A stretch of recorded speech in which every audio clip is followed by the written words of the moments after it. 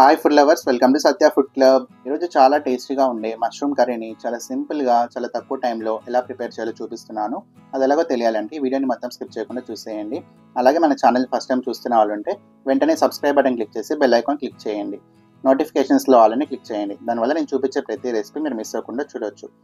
Please subscribe చేసుకొని support చేయండి. ఇంకా ప్రాసెస్ చూసేద్దాం. ముందుగా స్టవ్ ఆన్ చేసి ఒక ప్రెషర్ కుక్కర్ పెట్టుకోవాలి. ఇందులోకి 2 టేబుల్ స్పూన్స్ ఆయిల్ వేసుకోండి.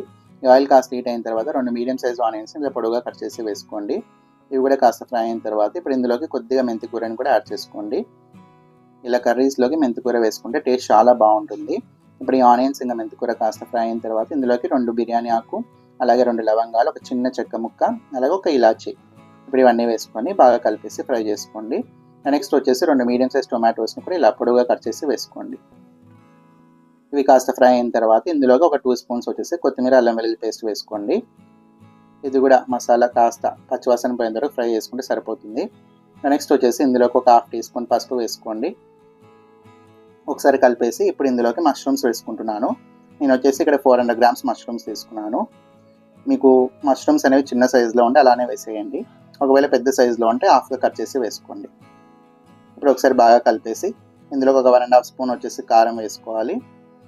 అలాగే ఒక 1/2 స్పూన్ ధనియాల పొడి, కొద్దిగా గరం మసాలా, ఇంకా అలాగే కొద్దిగా చికెన్ మసాలా కూడా వేసుకుంటున్నాను. మీకు చికెన్ మసాలా ఇష్టం లేని వాళ్ళు స్కిప్ చేసుకోవచ్చు.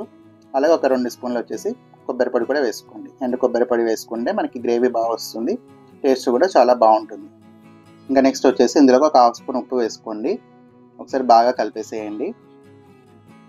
ఇలా బాగా కలుపుకున్న తర్వాత ఇప్పుడు మనకి మష్రూమ్స్ ఉడకాలి కాబట్టి నేను ఇక్కడ ఒక 150 ml నుంచి 200 ml వాటర్ యాడ్ చేసుకుంటున్నాను. ఒకసారి అంతా బాగా కలిపేసేయండి. ఒకసారి టేస్ట్ చెక్ చేసుకోండి. మీకు ఇంకేమన్నా ఉప్పు కారం తక్కువగా అనిపిస్తే యాడ్ చేసుకోండి. నాకైతే సరిపోయింది. ఇప్పుడు ప్రెషర్ కుక్కర్ పైన మూత క్లోజ్ చేసి హై ఫ్లేమ్లోనే ఒక 2 విజిల్స్ వచ్చిన వరకు కుక్ చేసుకుంటే సరిపోతుంది. మీరు తీసుకునే మష్రూమ్స్ అనేవి చిన్న సైజులో అంటే 1 విజిల్ పెట్టుకునే కూడా సరిపోతుంది. ఇప్పుడు ప్రెషర్ అంతా పోయిన తర్వాత ఓపెన్ చేసి చూద్దాం. చూడండి, గ్రేవీగా చాలా బాగా వచ్చింది కదా. ఇప్పుడు ఇంకొక బౌల్లోకి సర్వ్ చేసుకుంటే సరిపోతుంది. చాలా టేస్టీగా ఉండే మష్రూమ్ కర్రీ రెడీ. చూసారు కదా, మష్రూమ్ కర్రీని చాలా సింపుల్గా చాలా తక్కువ టైంలో ఎలా ప్రిపేర్ చేయాలో. ఈ మష్రూమ్ కర్రీ మనకి చపాతీలోకి, రుమాలి రోటీలోకి, పుల్కాలోకి ఎందులో తిన్నా కూడా చాలా టేస్టీగా చాలా బాగుంటుంది. కాబట్టి మీరు కూడా తప్పకుండా ట్రై చేసి ఎలా వచ్చిందో కామెంట్ చేయండి. ఇంకా వీడియోని లైక్ చేయకపోతే లైక్ చేయండి.